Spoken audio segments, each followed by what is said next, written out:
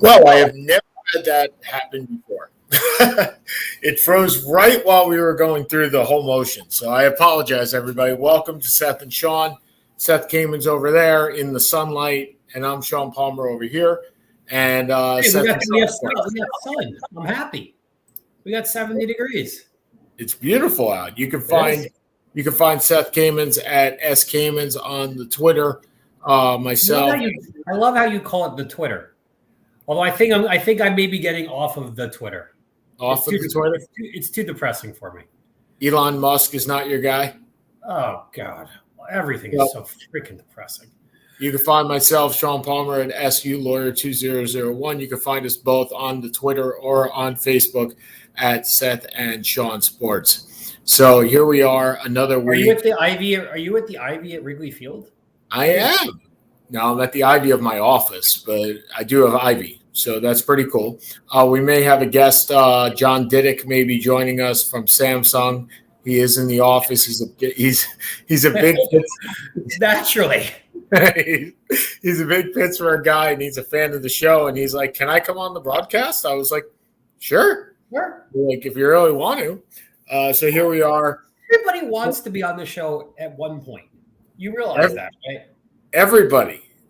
Most of my friends do, but then they just never remember to do. Well, bring them on. Look, we are always open to guest hosting, especially in the dog days of summer when Seth takes a break. I will not be here on Wednesday, so either we have to change the date, or you got to bring. You can sub for me. Your call. You mean next Wednesday? Next Wednesday. Yeah. Okay, so we'll figure that out now. Well, you said Wednesday. You didn't say which Wednesday, so I was thinking. The assumption was if I'm hosting right now, I would probably be available. No, my assumption was we were going to have to change the day, which we have done in the past. So right. I will leave it. I will defer to you because you like having. No. I meant the day going forward. Like I thought we were going to have to change the day, as in like right. No. So here we are. And if you'd like to guest host, please contact one of us because Seth does take his constitutional in the middle of the summer. So he'll have a couple of. How is Dad feeling? Let's talk about the important thing. Dad, Morgan, and myself are all fine. Thank you. For those who didn't know, because I looked like crap when we hosted last week, I was suffering from, you call it the Twitter, I call it the COVID. But all's fine. Morgan's back at school. I went back to the office. Dad is complaining that he's not playing enough tennis and golf. He's only been home for 4 freaking days. So everything's about par for the course. So that's good to go. Good to go. So I wanted to bring this up. We talk about this often as to underappreciated players in their lifetimes. And as you point out, every single time we host a show, somebody else has died. That shouldn't really be funny, but it kind of is. And you're not wrong that somebody else has died. Somebody has typically died at some point. Somebody died right now. Somebody died right now. But in the sports world, we've had. It's been a rough year. It's been a rough year, and we're only in May. And one of the basketball greats, and you know my feelings on the 1970s and centers. I think they are drastically underappreciated if your name is not Kareem Abdul-Jabbar. I believe that there are probably 10 of the best 25 centers of all time that played in the 70s, and I don't think a lot of them get the recognition that they deserve. And one of them was Bob Lanier, who passed away this week. And I'd like to go through who you believe, not only with Lanier, but I think that I think we get spoiled, right? We watch these NBA games, we watch the NBA playoffs, and we're spoiled by how good players are or how good their compatriots were. And I was looking up the other day, I was looking up Chris Paul, because I think Chris Paul is an underappreciated superstar in today's NBA and has been for a very long time. And Chris Paul is number 3 all time on the assists. And you know who number 1 is. That's not really all that difficult, right? Yeah, Stockton. Okay. But Stockton is 5,000 assists above Chris Paul. Like, so far. So Chris Paul averaged had about 780 assists this year. For Chris Paul, 780. No, I said he had about. That's about give or take 9 to 10 assists a game. He had 9.5 assists a game. You're absolutely right. He would need to play another 7 years at that peak, 9.5 assists, and he's 36, 37 at this point, maybe even older. Yeah. He's got to play till he's 44 to do that, to even come close to Stockton. And that goes to I think we underappreciated Stockton when he was playing, just for that reason and that reason alone. I guess you talk about the 70s being the forgotten era of the point guard. The 90s are certainly the not forgotten era of, 70s are the forgotten era of the center. The 90s are certainly the era of the point guard. And you take a look of, okay, Stockton was great. Would you put him above Jason Kidd? Would you put him above Gary Payton? There's this group of, five, and there's a few more. I'm just throwing off the top of my head. Would you put him above, I guess this is a little bit before Isaiah. Would you put him above, no one's putting him above Magic, Oscar, Curry, or Magic, Curry, or Oscar. So where do you think he was better than any of those guys? Do I? Not really. Doesn't mean he wasn't a great player. I don't think he was underappreciated. I think he was thought of as an incredibly durable and high-level point guard who did the same thing it was very standardized. He would average 16 and 11, 16 and 12, 15 and 13, whatever it was. He would always lead the league in assists. He was typically on the border of steals. He was a little dirty, which everybody knew. But I don't think people underrate him. People have him somewhere in the bottom part of the top 10 of point guards. I don't think that's underrating him or overrating him for that part. Okay. And so let's go back to the person that we were talking about before, and that's Lanier, right? Well, I don't think the 70s were underappreciated for point guards. I think they were you think they were underappreciated in general? No, I do. And I definitely believe they were underappreciated in centers if your name was not Kareem Abdul-Jabbar. I think between Bellamy and Bellamy was more in the 60s. The 70s I don't think were a great era of centers. You had some nice ones. Nate Thurman kind of played into the mid 70s. Dave Cowens played to the mid 70s, and he was kind of more of an eclectic kind of unusual center in the way he played. I don't know who else. You said 10 of the top 25. Again, I'm not holding you to the 10 to which 10, but I think that's high. I don't know who. I don't think of the 70s. Elvin. Wes Unseld was there, but he was also in the 60s. Like a lot of these guys were really good in the 60s and kind of came into the 70s. Okay, so let's play that, right? So I think you have an underappreciation for the late 60s, early 70s. Okay. That, you want to put Willis Reed in there? Yeah, I do. I think that these guys basically, if your name was not Bill Russell, Will Chamberlain, or Kareem Abdul-Jabbar, you didn't get the credit that you deserved in the big man game of the NBA. Right, but I think that's a little rough because typically players are based upon in some part upon how they do in the postseason. I think that's typical in every sport. Sure. And when you have, Bill Russell going to 12 out of 13 finals, not winning. He won 11 out of 13, but he went to 12. He lost to the Hawks in 58 or 15. I think 58. Chamberlain, despite everything, he still went to 4 or 5 finals. He won in 66. He won with the Lakers in 71, and he lost in 1 or 2 other ones with the Lakers. Well, he lost to the Knicks in 73, right? So, right, he lost. He won 60. He lost 69 and 70. He won 66 with the Sixers. He lost to the Knicks in 69, Celtics in 68, and then he won in 70 or 71. So he won in 70. Yep. So there may be with 72. I don't know, but so these people are not only are their statistics the best, but they're literally. And Kareem was the best player of the 70s. So I don't think there's really much question about that. Oh no, Kareem deserves his accolades, right? Yeah. And nobody has more respect for Kareem. Let me ask you a question. If you do, and again, a high level top 20 players of all time, and I'm not asking you to go through them. Sure. How many of them had a peak in their 70s? I'm pretty sure the answer is one. Well, Havlicek's in there, right? Havlicek's peak, if you want to put Havlicek, and that's a borderline top 20, Havlicek was played from 62 to 77. So give or take, 68,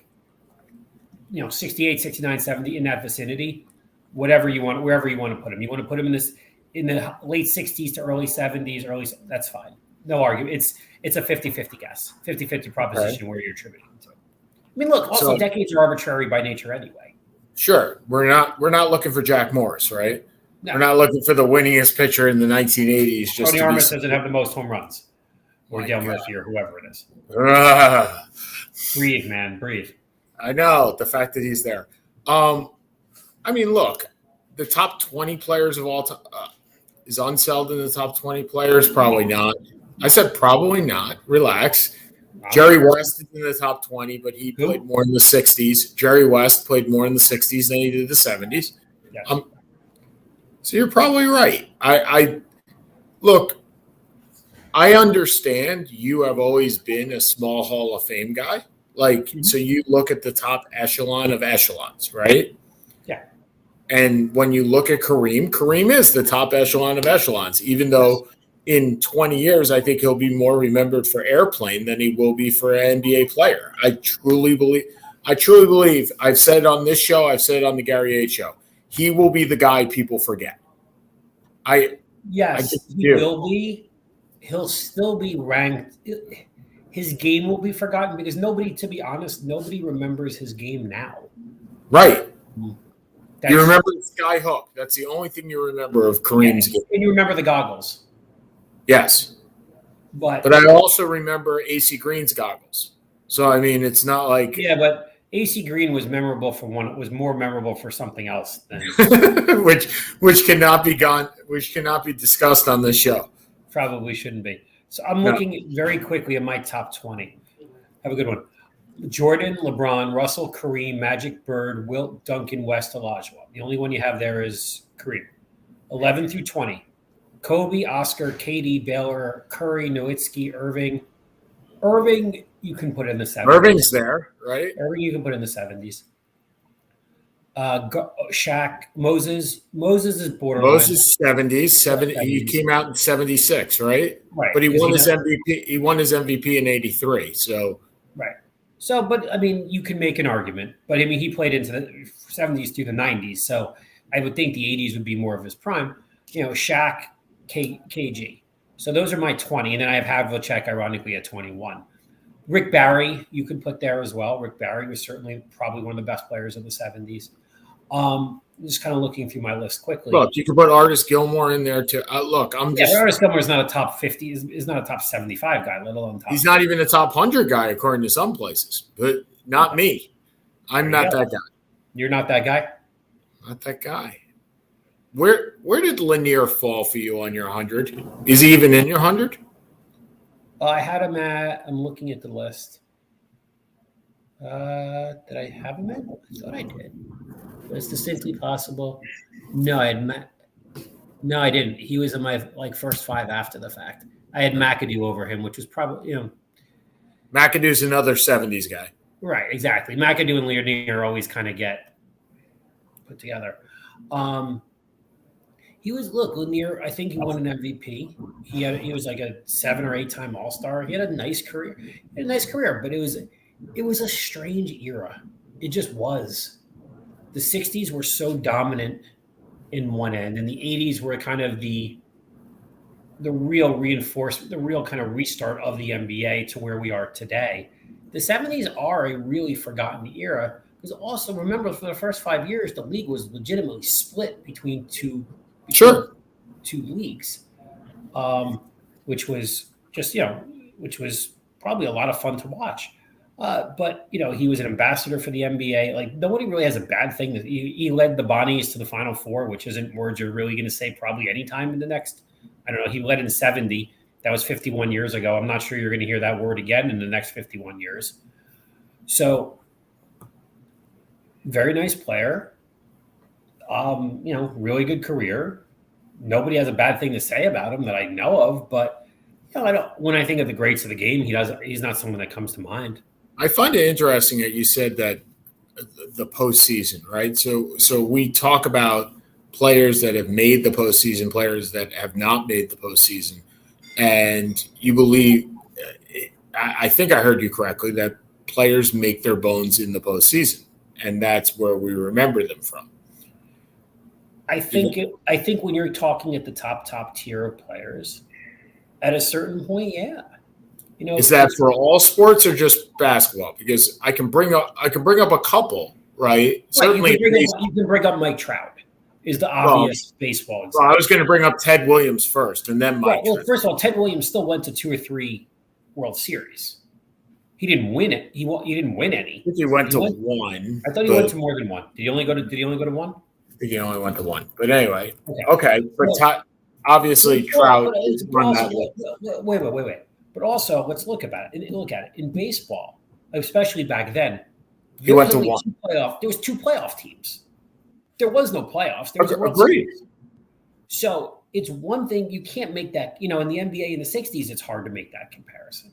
That's why I find it ridiculous when people talk, say that Baylor is overrated or Jerry West is overrated. That's silly because that's just saying you can't beat the Celtics. So be it. But when you now have, I'm not saying go to a championship. I'm not saying win a championship.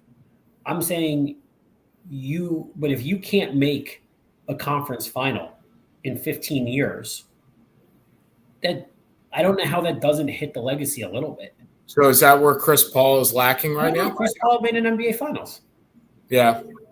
I mean, but look, Chris Paul. And why is he underappreciated? Because I believe he truly is. I don't. I believe he's.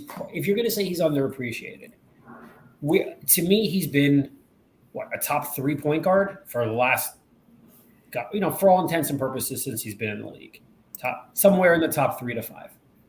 I don't think that to me is someone who's underrated. I think he doesn't get. He's not loud. He's not ostentatious. He's he was in New Orleans, and then which is a town that's not heavily commercialized for the NBA. Then he went to the LA, but he went to the Clippers. Can you imagine if he was on the Lakers, what would have happened? But he was on a team that should have been publicized, and because they were Lob City with DeAndre Jordan and Blake Griffin. But they couldn't, they couldn't get past they couldn't get past the second round of the playoffs for some reason. Then he goes to Houston, and look, he went to 2 conference finals in Houston. Which if he doesn't get hurt, they probably win one. If they win one, they probably beat Cleveland in the finals. So, I mean, he was considered probably the best player, him or Nash, the best player to never win a final. To never go to a final, excuse me. Now, the difference is Nash won 2 MVPs. Correct. Whether you agree with it or not, he did. Paul has never been. I think Paul maybe had 1 or 2 top 3s, maybe. But Paul, I don't think was ever close to winning. So I don't think it's a question. I think what people who watch basketball don't think he's underrated. I just don't think he has the panache or whatever you want to call it, the whatever that is, that gets you that publicity. And part of that was because of the teams that he played with. Okay. And even when he was in Houston, the team that went to the finals, he was not the big name on that team. James Harden was. Right. And even with the Clippers, people remember Dunk City. They remember the Blake Griffin dunks more than they remember anything else. No, no disagreement there. I mean, I totally get what you're saying here. I like the less flashy players than I do the flashy ones. Maybe that has something to do with it, right? I mean, do you think? Would you put him above? And again, I'm not offering an opinion. Would you put him above Stockton, Peyton, Jason Kidd, Isaiah? I put him above Kidd, I think. Okay. look, you hold Isaiah as a much better player than I do. You always have. I am not an Isaiah fan. I have never been an Isaiah fan. Do I put him above Peyton? Peyton was one of my favorite players, so it's kind of hard. I think you can make arguments on any of these guys.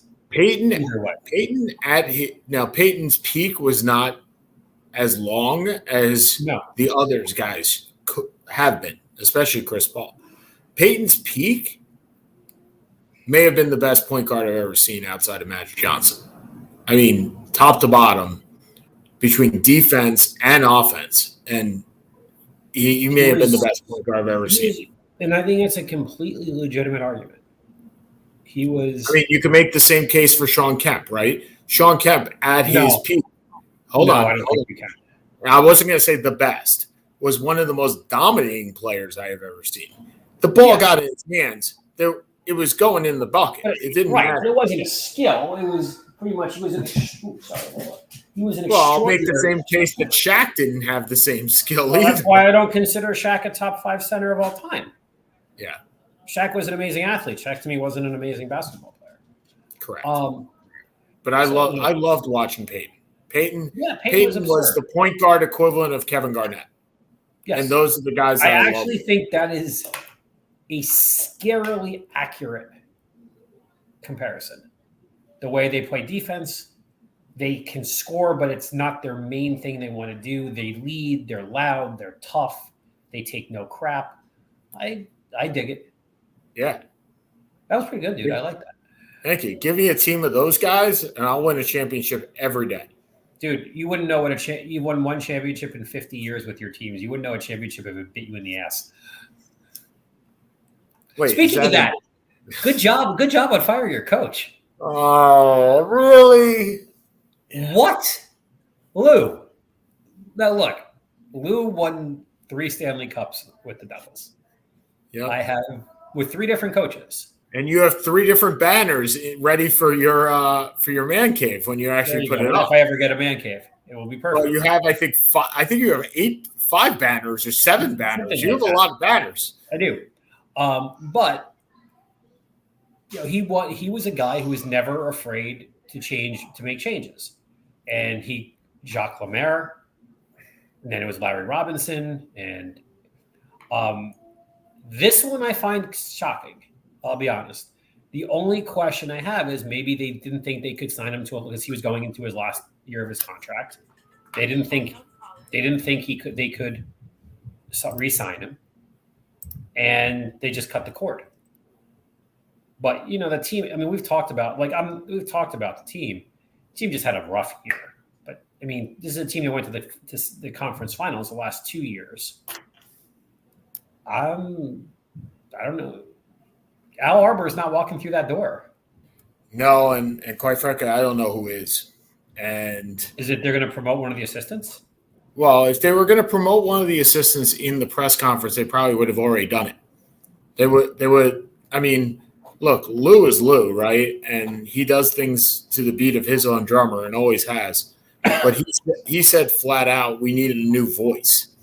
And if you need a new voice, you're not hiring the assistant who has basically the same voice as now.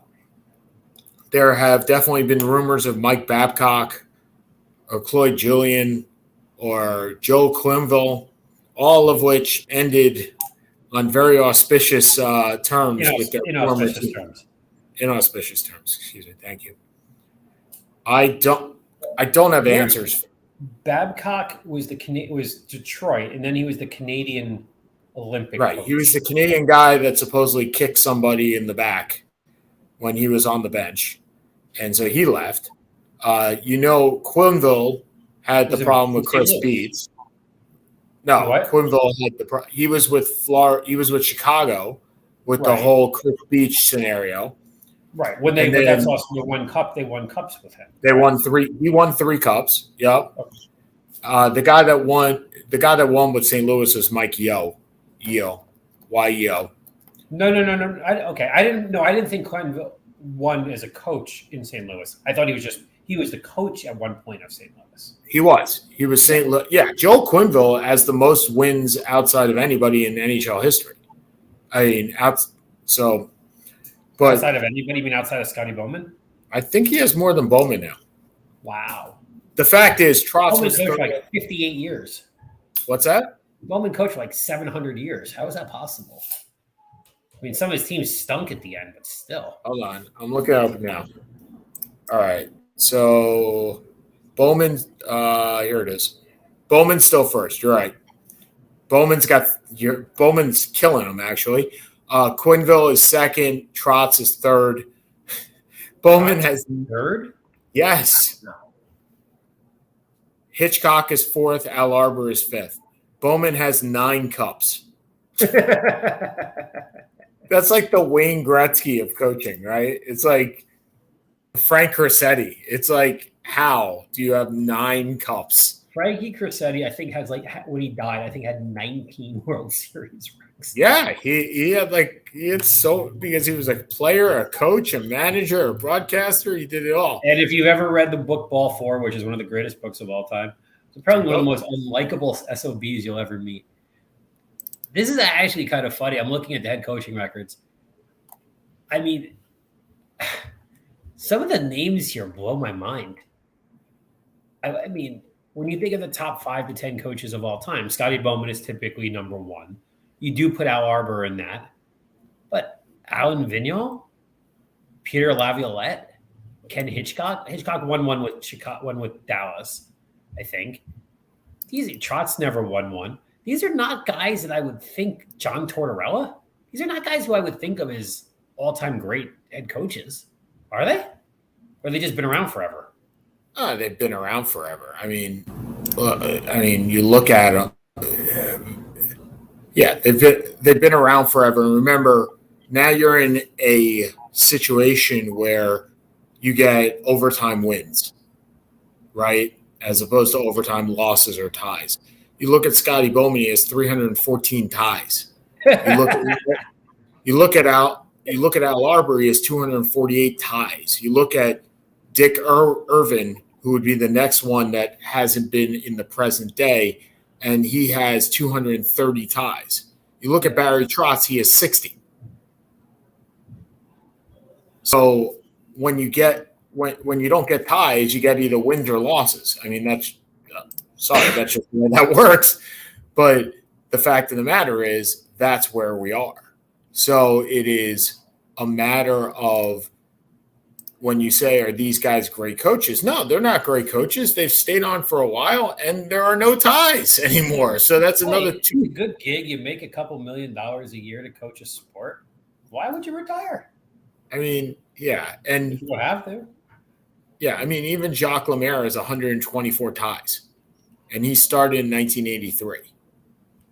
Pat Quinn started in 1978. He has 154 ties. I mean, these guys have 2 seasons worth of ties. Just go down that path. So if you look at the last season, so Bowman's last season was in 2002. Then you have Quinville and Trotz, who were in 22, Hitchcock in 19. Then you got Arbor. Then you got Ruff, Maurice, Vignier, Laviolette. All are still coaching or were coaching last year. Babcock in 20, Sutter in 22. So, 15 of the top 20 coaches were coaching in the last 2 years. That just goes to ties. Yeah, I mean, I don't think of any of these guys. And again, I'm not the hockey expert you are. But, and I mean that sincerely, and that one's not facetious. But when I think of Lindy Ruff, I don't think of Lindy Ruff as. I mean, I think of him as the coach for Buffalo when they lost to Dallas on the fake goal by Brett Hull in '99. But I don't think of Lindy Ruff as an all-time great coach. I don't think of any of these guys as all-time great coaches. Well, I think Quinville and I think Trotz are all-time great coaches. I do. Okay. I mean, to your point, I think you have to win a cup, right, in order to be an all-time great coach. So I think it's pretty hard. I think it's pretty difficult. Look, there are 1 or 2 guys. There's always the exception to the rule. Sure. The guy Marv Levy was an all-time great coach. He didn't win a Super Bowl. Right, and then you have the Eli Mannings, right, who won two Super Bowls. Tom Coughlin's I don't think is an all-time great coach. Correct. He won 2 Super Bowls. Billick is not an all-time great coach because if he was, someone who would have hired him after he was fired. And, he's an offensive guru who won a Super Bowl because he had the greatest defense of our generation. So, I mean, it's not the only criteria. Like, we went off topic a bit, which is always the fun part anyway. It's not the only criteria, but it has to be taken into account. Well, speaking of all-time greats, the greatest quarterback of all time, said on this show by me after I know how much that hurt you. After 10 years of deliberating and saying no, and the greatest football player of all time, I believe I said, not even just greatest quarterback of all time. 30. He's going to make more in 1 year than he made in a year and a half of playing football. And I'll tell you right now, if I was him, I would retire tomorrow. And I'd just be like, I'm good. 37 and a half reports. I never understood it. Hold on. Let's just clue the people in that don't know. Reports on Tom Brady signs as the Fox lead analyst for the NFL. When he retires. 10 years, $375 million. Million. And he's still not the top breadwinner in that family. That's the best part. So here's my question, Seth. Who are the top analysts that you remember tuning into a game to watch? None. Right. None. There has never been a game where I said, look, I like Romo. I loved John Madden. But there has never, Marv Albert was a play-by-play. But there has never, ever been a game where I said, you know what? I don't care about the game, but I really want to listen. Every once in a while, I'll listen to Bill Walton for 5 minutes because it's funny. But I'm not watching the game. But that's more out of a humor than to watch Pac-10 basketball. I have never watched a sport to watch an analyst. And the idea, now again, they may use him in, for whatever reason. I'm sure there's more to this that he'll be doing than just the analysis. But it doesn't matter. I mean, what happens if Fox loses the NFL? And it loses the NFC? What happens then? I really don't have any idea. I think it is absurd.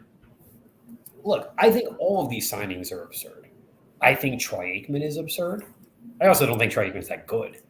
But I think the Aikman signing, look, I understand it more if you're doing 5 different sports. If you're Joe Buck and you're doing baseball and football, and now you're doing ESPN, now you're doing basketball, because he went to ESPN, right? So now you're doing basketball and you're doing golf. If you're doing 4 or 5 different things, that makes more sense to me. Yeah. But if you're literally doing 30 minutes a day of Sports Center and the Sports Daily or whatever, the NFL live show, and 20 football games a year, I don't understand. I don't understand the money. I don't understand money. I don't get it. What the Manning, everyone loved the Mannings, and I enjoyed the Mannings too. Yep. The Mannings got about 10% of the viewing that regular Monday Night Football. But if you put it collective, you're not seeing, as a Giants fan, look, I've never been a diehard Eli fan, but look, he won us 2 Super Bowls. He was a class act. He won, he's our starting quarterback for 15 years. I have nothing bad to say about him. I just don't think he's as good as other people do. Sure. But I'm not watching a football game to listen to them talk. I'm watching a football game because I want to watch a football game. Right, and they happen to be on another, and you're sick of hearing Joe Buck, so you'll move over to the Mannings. Yeah, that's fine. Or if I'm putting A versus B, I'm going to pick whichever one I feel is a better broadcast. But I'm not going to selectively go. I'm tuning in to watch Dallas play Minnesota. I'm not tuning in to watch Peyton Manning spout. The only time I have ever watched people talk as opposed to watch the game was during this busy season during the women's Final Four when they had Sue Bird and Diana Taurasi. Mm-hmm. That was fun. That was great. That I watched. Well, I was working, but I was listening to them as opposed to the game. But if you're a football fan, you're going on to watch football. And look, I get that there's a skill set that somebody like Gus Johnson, I think is great. These some of these guys are excellent. Charles Davis is excellent.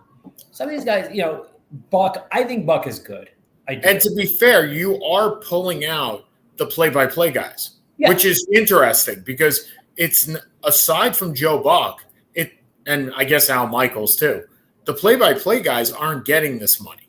No, this is the color guy. This is the color guy. To me, the most enjoyable broadcaster I've ever heard, besides Marv, and Marv's in just a different planet above everybody else, is Mike Breen. I love listening to Mike Breen. I have listened to Mike Breen. You and I grew up with Mike Breen because he was a New York guy. So he was on the Knicks way before he was on national telecasts. He did some Nets. He did some Jets. But he was on WFAN. He was a New York guy. I met him when I think I was 10 at some sports something or another. But I grew up with him. I love listening to Mike Breen. I think he is knowledgeable. I think he knows when to defer to, in this case, Mark Jackson or Jeff Van Gundy. I think he works very well with the three of them, with the two of them. I think he does that very well. But I'm not tuning in to listen to Mike Breen. No. And there's no color analyst I'm tuning in specifically to listen to. I like Romo. I like Greg Olson. Like there are people I liked Chris Webber when he did it. There are people I like, but I am a team first team. I watch because of the sport. I watch because of the team. And every once in a while, when there's a specific reason, I'll watch because of an individual player if there's a reason to. Yep. At what time have I ever watched something for an analyst? I still think Madden's the greatest NFL analyst of all time. I don't think it's that close, to be perfectly honest. And it makes absolutely no sense to me. The only thing I can think of is they're going to use Brady for additional things that we don't know about, which will be income producing. I don't know. They will. They will. Look, they're gonna the same thing Peyton does, right? With ESPN. He's gonna make some original content. There's no question he's gonna do that. Yeah, but ESPN just literally did a 12-part series on Tom Brady. I understand. So what is Tom Brady gonna do? He's gonna create original content that he's not involved in? Well, no, he can be involved in it, but not based on. But if it's not based on him, why do I care if he's involved? Because of his cinematography, his knowledge on it? Of course not. I got a better question for you. How do we know he's any good? Like that's the other thing that gets me, right? Yeah, I don't know. Now the thing is, we've seen Brady over the years. He's going to work at his craft, right? He'll be good. I do think he'll be good at it. He's going to make a way to be good, even if he's not good to start. That I'm not as I don't want to say concerned. That to me is not a huge deal. I think he'll be fine at it. I think it's the same issue every player has: is can you transition from being a player to not because you're now not a player. Can you criticize players? Oh, I think he's going to be an ass.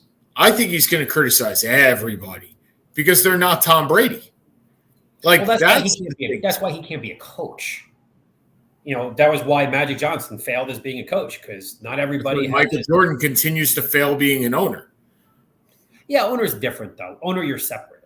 But when you're coaching, you're literally, it's your direct influence. when you're owning, when you own the direct influence isn't the same. You don't think Michael Jordan is down on that court? No. Oh, I do. No. Not anymore. Maybe not anymore. He's 60 years old. From time to time. I think, but I don't think even when he started owning, I don't think he was down on a constant basis. I think it's funny. I really wonder once he was done, how much he enjoyed basketball. Yeah. He's involved with car racing and golf and this. Larry Bird is a basketball lifer. Like that is, Jerry West is a basketball lifer.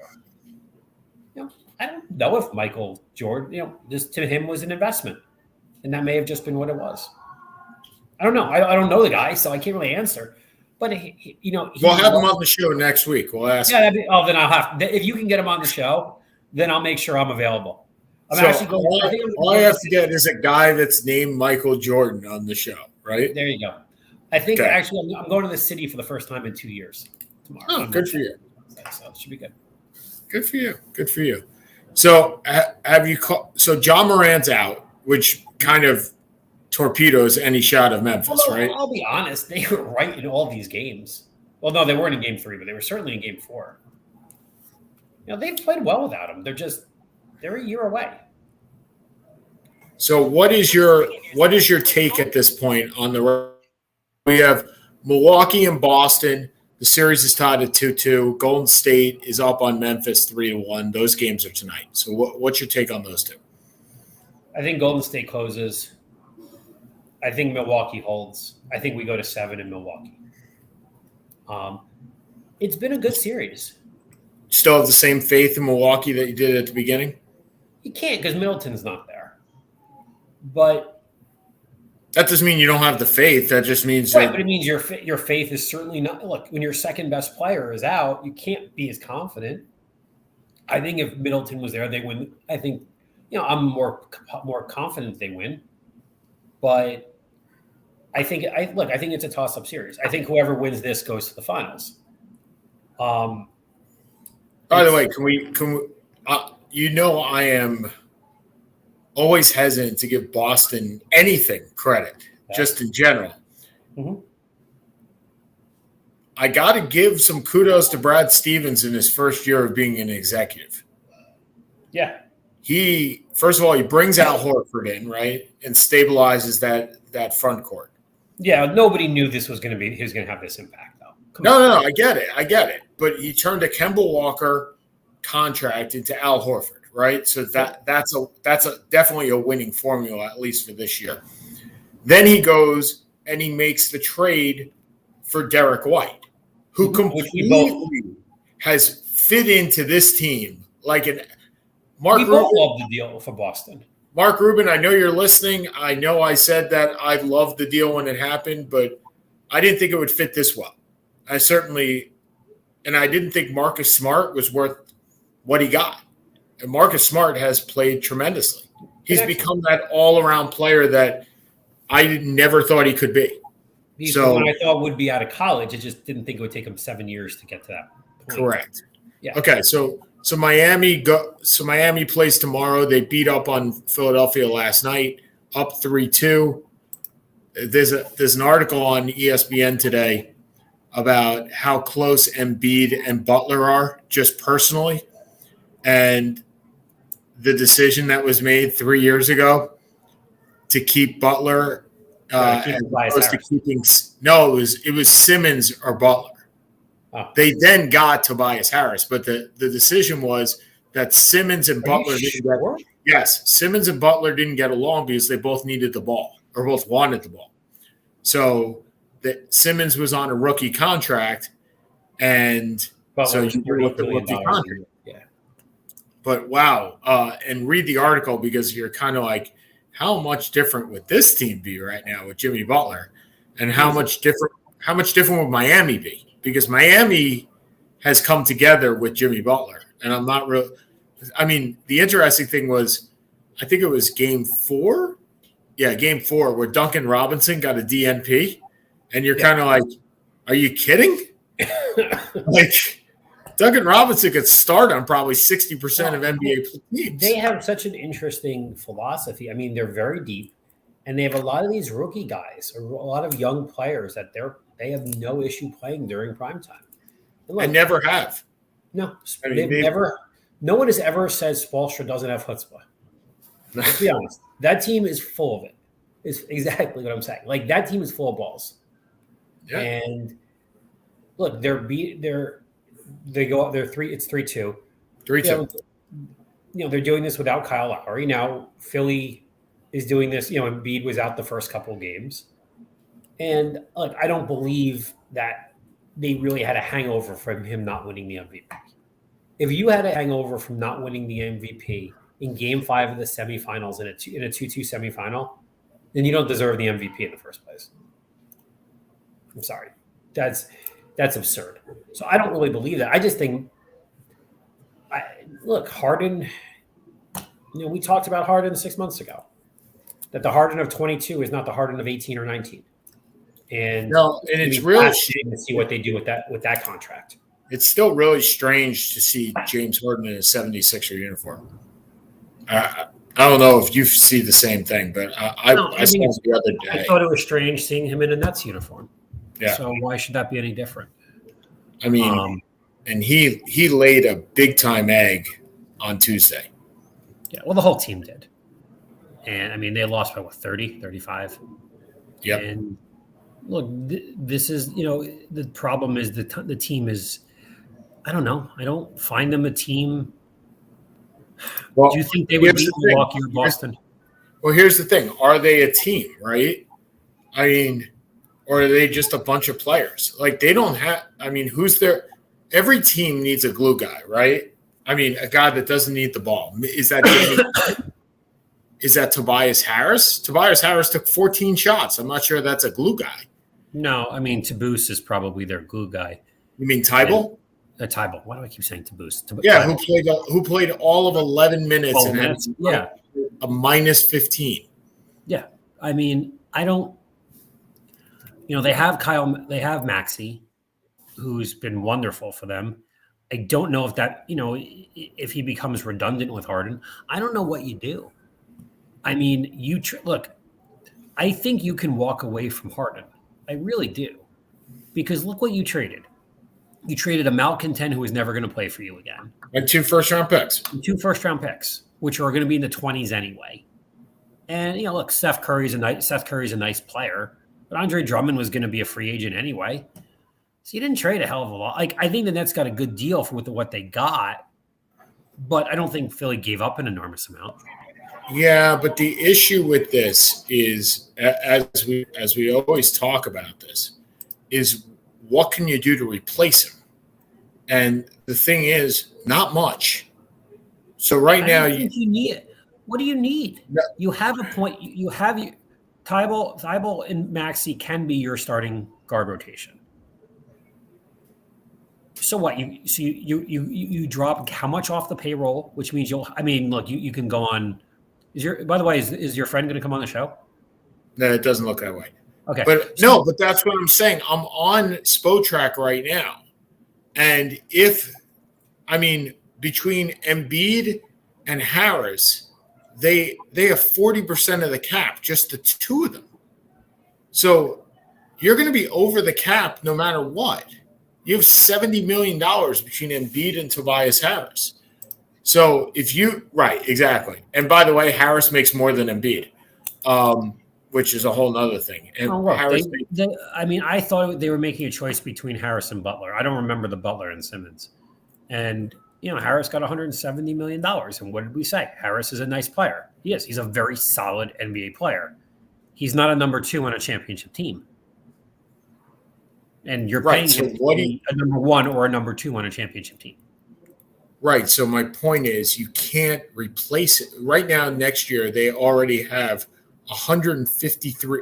That's got to include Harden's. How do they have 153 million? Who else do they have on payroll? Maxey's on a free. That includes James Harden's opt-in. So they have $106 million in cap spent already without Harden. 106. What is the cap? 120? somewhere around there. Yeah. So, assuming a couple people. The cap. Hold on. The cap is 122. Okay. So maybe there is cap room there and there are scores that, again, depending on what you want. I mean, or what exactly the need is. Do you need a 4? Is that the position? Is Tobias, because Tobias is kind of a tweener. Embiid's your 5. You have your backcourt. Who's your other forward? Faraz, I forget the last name. The 3-point shooter. Like, you're a guy short with $16 million under the cap, and if you can trade, there are trades there because there is cap space. Yeah, and there's also tax room, a ton of it. But here's the thing that gets you. Next year, if you go on their Spotrac website, they have exactly one power forward under contract that's labeled as a power forward. That name is Paul Reed. Paul Reed? Yeah. Yeah. Even this year they have Paul Millsap too. Who hasn't played a minute. But Millsap's coming off the cap. So, I mean, look, do you make a run at a John Collins? I mean, and with what though? I don't know. I don't know what Atlanta would want. I have no idea. In order to make a run at John Collins, you got to put together $25 million. They don't have it. Where are you putting together the small salaries that get you John Collins? Because unless you're giving up Tobias Harris, you don't have nobody's taking Tobias Harris. But the question, if Philly has look, you're more of a capologist than I am. If Philly has room under the cap, if Philly trades, let's say $10 million, all right? Let's just say, for argument's sake, they can take back 22. They can take back that number. Yep. Exactly. So if you're trading $10 million, and you know how many guys are making $10 million on the Sixers? I don't know. I'm just playing with ideas here. I understand. So the only way that they get up to $12 million, 12, Seth, is packaging Tybal and Maxey. Okay, that's not happening. Right. Hold on. Harden makes 47. Tobias makes 37. Joel Embiid makes 33. Danny Green makes 10. That's the next guy. Then Furkan Korkmaz makes 5. Right. That's the Daryl Morey way. You have your superstars, and then you have your 2 or 3 superstars, and then right. So they are so top heavy, and they have no picks to trade because they traded them to the Nets. I get that. So what I'm saying is, but if Harden is not, again, I don't think Harden opts out. I think if you're Harden, you have to be. I don't think there's a GM alive who's watched this season and really is thinking, I want to give this guy 190 over 4. I don't see it. Would you give him 100 over 4? I don't know. Depends on. That's the thing, right? So some like Chris Paul, right? Chris Paul opted out last year to get a smaller number but more years, right? So he gets more longevity. Chris Paul's a very different player. I'm just saying that's the mindset is how much can I eventually accumulate, even if it's small or short term. The problem is come on, CPA. You know how this works. Paul's game transfers to him getting yes. Harden's game is based on. I don't really know. I've never understood what Harden's game is based on. His game is based on a antiquated way of refereeing. Yeah, which they're not doing anymore. Right. It's antiquated, which is why this year he struggled so much because they're not calling all these fouls. So he's either taking these fadeaway threes or he's driving and, he's getting half the calls he used to. Yeah. I just don't see it. Okay, we got 4 minutes to go. If you were, would you pay 4 for 100 for Harden? I think it depends on what team I'm on. If I'm the Lakers, yes. If I'm a team that needs to win now and have absolutely no other avenue, yes. If I'm a team like Portland, no. If I'm a team like the Clippers, yes. Like, it depends on where you are. If you're a half a player away. Yeah. That's really what it is. Not a full player. You're a half a player. If you're Miami, no. If you're Boston, no. Like, no, because that kind of game doesn't translate to Harden. That game's you can't be Harden would also have to revert back to where he was in Oklahoma City, where he's not the guy. By the way, if you're the Nets, yes. I don't think. No, he's not going back there, but that's the type of team. Yeah, if you're the Nets, you had a chance to go get Harden for $100 million over 4 this summer, even if you had Ben Simmons, yes, still do it. Can you imagine Kyrie, Simmons in the dunker spot, Harden, Durant, and some floozy that's playing center? All right, so we got. I like that some floozy. Some floozy playing center. It doesn't matter. All you got to be is 7 feet tall. Even Blake Griffin could play that game. No, he can't. Anyway, so a couple minutes left. If you want to host the show next week, Seth is taking applications. Unless your name is if your name is Michael Jordan, any Michael Jordan, please contact me because Seth will come on the show. I think that would be hysterical. We get like this 6-year-old kid whose name is Michael Jordan. The funny thing is he would be better than you. Wow. No, if he would be better than you, I should say. I want to throw my pen at you. What are you, David Letterman? So anyway, so we'll see you next week. Seth, you got any parting words? Well, apparently Sean Marks is having some reticence in signing Kyrie to a long-term contract. Can't imagine why. I don't get it. I don't understand. But you do. You do. I don't think I could give Kyrie the money. But I'm curious to see how that plays out. I don't know how. I don't. When you have a title that says Brooklyn Nets GM says team wants selfless players who are available, I'm not quite sure that fits the Kyrie. That fits Kyrie. No. So I'm not really sure. It's interesting. It'll be very interesting to see what happens. Absolutely. For Seth Games, this is Sean Palmer, Seth and Sean Sports. Seth, I'll see you in 2 weeks. Have a good one, everybody.